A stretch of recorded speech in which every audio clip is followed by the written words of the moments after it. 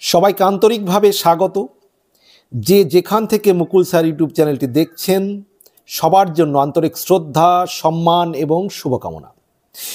আমাদের সবার জানতে ইচ্ছে করে যে বাংলাদেশে শেখ হাসিনার পতনে ভূমিকা যারা রেখেছিলেন তাদের মধ্যে প্রকৃত মাস্টার মাইন্ড কে ছিলেন। আপনারও জানতে ইচ্ছে করে, আমারও জানতে ইচ্ছে করে। কিন্তু আজকে এমন আমি একটি ঘটনা বলবো, আপনি নিজেই ঠিক করে ফেলবেন যে প্রকৃতই শেখ হাসিনার পতনের মাস্টার মাইন্ড কে। বিচার করে দেখুন। এবং কার নাম চলে আসবে জানেন? ডক্টর মোহাম্মদ ইউনূস। তিনি হলেন শেখ হাসিনার পতনে প্রধান মাস্টার মাইন্ড। কীভাবে? ঘটনাটি শুনুন, আর ক্লিয়ার আপনার মনে চলে আসবে যে ডক্টর ইউনূসই প্রকৃত মাস্টার মাইন্ড। তিনি যে বলেছিলেন যে তিনি ফ্রান্সে ছিলেন, অপারেশন হয়েছিল তার, তিনি রেস্টে ছিলেন, তিনি কিছুই জানতেন না। শেখ হাসিনার পতনের পর তাকে ডাকা হয়েছিল, তারপর তিনি আসবো কি আসবো না করে শেষমেশ এসেছেন। এসব ন্যাকামো, ছেলে মানুষের সাজা। অত সহজ সরল উনি নন। উনি কি করেছেন দেখুন। দেখুন একটা ঘটনা বলি। ইতিমধ্যেই শুনেছেন যে বাংলাদেশের সেনাবাহিনীকে সতর্ক করেছিল জাতিসংঘ। তো জাতিসংঘ সতর্ক করেছিল বাংলাদেশকে। কেন না? তো জুলাই আগস্ট মাসে যে ছাত্র আন্দোলন চলছিল বাংলাদেশে, সেই ছাত্র আন্দোলনের সময় যেন সেনাবাহিনী দমন পীড়নে অংশগ্রহণ না করে, সেই সতর্কতা করে দিয়েছিল জাতিসংঘের মানবাধিকার কমিশন। এবং এই বিষয়টি এবার কিন্তু পরিষ্কার সামনে চলে এসছে। কারণ কি? বাংলাদেশে জুলাই আগস্ট ছাত্র জনতার আন্দোলনে দমনপীড়নে অংশ না নিতে সেনাবাহিনীকে সতর্ক করার পর বাংলাদেশের পরিস্থিতির পরিবর্তন হয়। আর এই বক্তব্যটি দিয়েছেন কে জানেন? খোদ জাতিসংঘের মানবাধিকার কমিশনার ভলকার তুর্ক। বিবিসির হার্ড টক অনুষ্ঠানে এ কথা বলেছেন ভলকার তুর্ক। আমরা সবাই জানি সেই আন্দোলনে আওয়ামী লীগ শাসনের পতনের পিছনে আন্তর্জাতিক চাপ ছিল, এবং সেটা এই প্রথম স্বীকার করে নিলেন ভলকার তুর্ক। যে তার বক্তব্য হচ্ছে যে জাতিসংঘ সেনাবাহিনীকে দমন পীড়নে অংশ নিতে নিষেধ করেছিল, এবং যদি তারা অংশগ্রহণ করে জাতিসংঘের মানবাধিকার কমিশন থেকে জানিয়ে দেওয়া হয়েছিল যে তারা অংশগ্রহণ করলে তাদেরকে আর শান্তি মিশনে অংশগ্রহণ করতে দেওয়া হবে না। অর্থাৎ শান্তি মিশনে অংশগ্রহণ বন্ধ হয়ে যাবে। বিবিসির হার্ড টক অনুষ্ঠানে গাজা, সুদান, ইউক্রেন সহ বিশ্বের বিভিন্ন দেশের পরিস্থিতি তুলে ধরে সঞ্চালক স্টিফেন সাকার ভলকার তুর্কের কাছে প্রশ্ন রেখেছিলেন, আন্তর্জাতিক আইন ও মূল্যবোধ মেনে এসব পরিস্থিতি সমাধানে জাতিসংঘকে ক্ষমতাহীন মনে হচ্ছে। এর জবাবে বাংলাদেশের প্রসঙ্গ আনেন ভলকার তুর্ক। ভলকার তুর্ক বলেন, আমি আপনাকে একটা উদাহরণ দিচ্ছি যেখানে এটি গুরুত্বের সঙ্গে নেওয়া হয়েছিল। আমি গত বছরের বাংলাদেশের উদাহরণ দিচ্ছি। আপনি জানেন জুলাই আগস্টে সেখানে ছাত্রদের ব্যাপক বিক্ষোভ হয়। বাংলাদেশে তখন শেখ হাসিনার সরকার ছাত্রদের আন্দোলনে দমন পীড়ন, যখন আন্দোলন চলছিল সেই সময় আর কি, দমন ব্যাপক নিপীড়ন চলছিল। উল্লেখ করে ভলকার তুর্ক বলেন, আমরা কি বলি, আমরা কি করতে পারি, আমরা ওই পরিস্থিতি কিভাবে আলোকপাত করি সেটি নিয়ে তাদের বড় প্রত্যাশা ছিল। আমরা প্রকৃতপক্ষে সেনাবাহিনীকে সতর্ক করি, যদি তারা এতে জড়িত হয় এর অর্থ দাঁড়াবে তারা হয়তো আর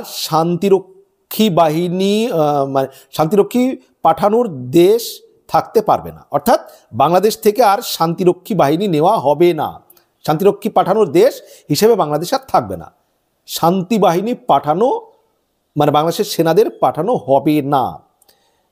ফলশ্রুতিতে আমরা পরিবর্তন দেখলাম, এটাই বলছেন ভলকার তুর্ক। এইটুকু দেখুন। তাহলে জাতিসংঘের মানবাধিকার কমিশন সেনাদেরকে পরোক্ষে চাপ সৃষ্টি করেছিল, তাদেরকে ভয় দেখানো হয়েছে যে আপনারা যদি ছাত্রদের উপর দমন পীড়ন করেন তাহলে আপনাদেরকে জাতিসংঘের শান্তি মিশনে নেওয়া হবে না বাংলাদেশ থেকে আর। তাহলে একটা দেশের শান্তি শৃঙ্খলা রক্ষার্থে সেনাবাহিনীকে যদি কাজে লাগানো হয়, সেটার ভিতরে নাক গলানোর অধিকার কি জাতিসংঘের মানবাধিকার কমিশনে রয়েছে? আজকে বাংলাদেশে কিভাবে মানবাধিকার লঙ্ঘন হচ্ছে, সেটি কি এই মানবাধিকার কমিশনের দায়িত্বপ্রাপ্ত ভলকার তুর্ক তিনি জানেন যে বাংলাদেশে কিভাবে এই মুহূর্তে মানবাধিকার লঙ্ঘিত হচ্ছে? ছোট ছোট বাচ্চা মেয়েদের ধর্ষণের শিকার হতে হচ্ছে, সারা দেশে যেভাবে চুরি ডাকাতি ছিনতাই হচ্ছে, মানুষকে মব জাস্টিস করে গণপিটুনি দেওয়া হচ্ছে, বাড়িঘর লুটপাট করানো হচ্ছে। মানবাধিকারের দায়িত্বপ্রাপ্ত ভলকার তুর্ক সাহেব, আপনি এগুলো দেখতে পাচ্ছেন? আপনাদের কি দায়িত্বের মধ্যে পড়ে একটি দেশের শান্তি শৃঙ্খলা রক্ষার্থে সেনাবাহিনী কি করবে না করবে সেটা আপনারা স্থির করে দেবেন একটা নির্বাচিত সরকারকে অস্থির করার জন্য? আর এটা কেন করেছিলেন এবার বলি। আরেকটা কথা যোগ করেছে, তাহলেই বুঝতে পারবেন যে ডক্টর ইউনূস কীভাবে মাস্টার মাইন্ড এই হাসিনা সরকারের পতনে। তিনি এও বলেন, ডক্টর ইউনূস যখন অন্তর্বর্তী সরকারের প্রধান উপদেষ্টার দায়িত্ব নিলেন, তিনি আমাকে তাৎক্ষণিকভাবে বলেন, আপনি কি একটি তথ্যানুসন্ধানী দল পাঠাতে পারবেন? অর্থাৎ বুঝতে পারছেন যে এই ভলকার তুর্ককে বলে ইনি বাংলাদেশে এনেছিলেন যে তথ্য সংগ্রহ করে যান। আর এই ভলকার তুর্ককে ডক্টর ইউনূসই বলে সেনাবাহিনীকে শেখ হাসিনার পাশ থেকে সরিয়েছিলেন যে আপনাদের জাতিসংঘে পাঠানো হবে না। এই ভলকার তুর্কে, যেহেতু আগের প্রশাসন ছিল জো বাইডেনের প্রশাসন, আর জো বাইডেন প্রশাসনের সঙ্গে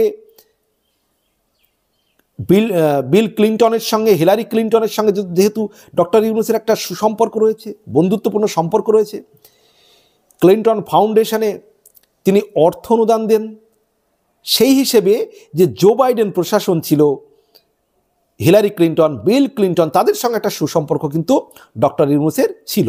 আর সেই সুবাদেই বাইডেন প্রশাসনকে কাজে লাগিয়ে, ক্লিন্টনের সঙ্গে যে সুসম্পর্ক কাজে লাগিয়ে এই ভলকার তুর্ককে ডক্টর ইউনূস বলেছিলেন যে সেনাবাহিনীকে শেখ হাসিনার পাশ থেকে সরে আসতে, তারা যেন দমনপীড়নে অংশগ্রহণ না করে, আর করলে তাদের শান্তিরক্ষা বাহিনীতে আর কি যাওয়া থেকে বিরত রাখা হবে বাংলাদেশকে।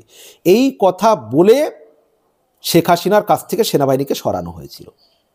ডক্টর ইউনূস যেটা বলছেন, আমি কিছুই জানতাম না, ফ্রান্সে আমি প্যারিসে অপারেশন করে বেডে শুয়েছিলাম আর ছাত্ররা আমাকে ডাকতে বললো, এত কচি খোকা উনি নন। উনি সব কিছু মেটিকুলাস প্ল্যান করেছেন। উনি যেটা বলেছিলেন না ক্লিন্টন ফাউন্ডেশনের অনুষ্ঠানে গিয়ে, যে মেটিকুলাস প্ল্যান এবং মাস্টার মাইন্ড হিসেবে তুলে ধরেছিলেন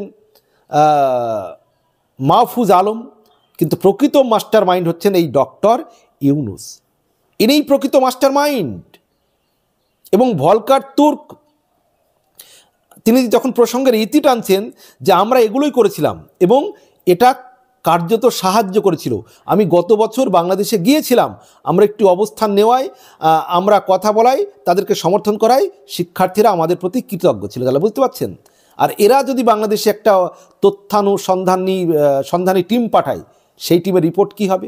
ডক্টর ইউনূসের কথায় যিনি আসছেন, ডক্টর ইউনূসের মেটিকুলাস প্ল্যানে যিনি সেনাবাহিনীকে নিষেধ করেছিলেন জাতিসংঘে আপনাদের শান্তি বাহিনীতে নেওয়া হবে না ভয় দেখিয়ে, তাহলে বুঝতে পারছেন জাতিসংঘ কিভাবে এই ডোনাল্ড ট্রাম্প আসার আগে যে জো বাইডেন প্রশাসন ছিল, কিভাবে শেখ হাসিনা সরকারের পতনে ভূমিকা রেখেছে, এবং যে তাদের ডিপ স্টেটের যে পলিসি ছিল জো বাইডেন প্রশাসনের, $29 মিলিয়ন,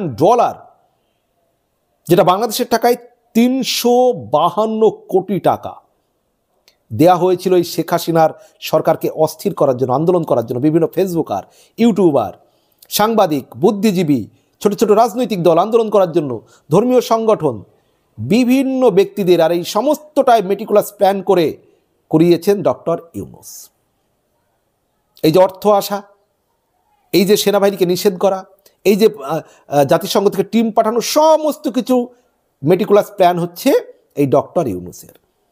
ইনি যতটা সহজ সরল সাজার চেষ্টা করেন, উনি কিন্তু ততটা সহজ সরল নন। এই শেখ হাসিনার পতনের সমস্ত কিছু পেছন থেকে যিনি মেটিকুলাস প্ল্যান করেছেন তিনি হলেন ডক্টর ইউনূস। আজকে বাংলাদেশের যে পরিস্থিতি, পরিণতি, বাংলাদেশটাতে নষ্ট হয়ে যাচ্ছে, ধ্বংসের পিছনে চলে যাচ্ছে, এ সব কিছুর জন্য মূল দায়ী যদি কাউকে করতে হয় তাহলে তিনি ডক্টর ইউনূস। তার প্ল্যানে, তার মেটিকুলাস প্ল্যানে শেখ হাসিনার সরকারের মূলত পতন ঘটেছে। আমেরিকা থেকে অর্থ এসছে, সেনাবাহিনীকে সরিয়ে নেওয়া হয়েছে শেখ হাসিনার পাশ থেকে, এবং জাতিসংঘের যে টিম আনিয়ে তারা নিজেরা সেই রিপোর্ট প্রভাবিত করে জাতিসংঘকে দিয়ে রিপোর্ট তৈরি করিয়েছে। এবার বলুন শেখ হাসিনার পতনের মাস্টার মাইন্ড কি? আপনি ভিন্ন মত পোষণ করতে পারেন, জানাবেন কমেন্ট বক্সে। ভালো থাকবেন, সুস্থ থাকবেন, সবার জন্য শুভকামনা।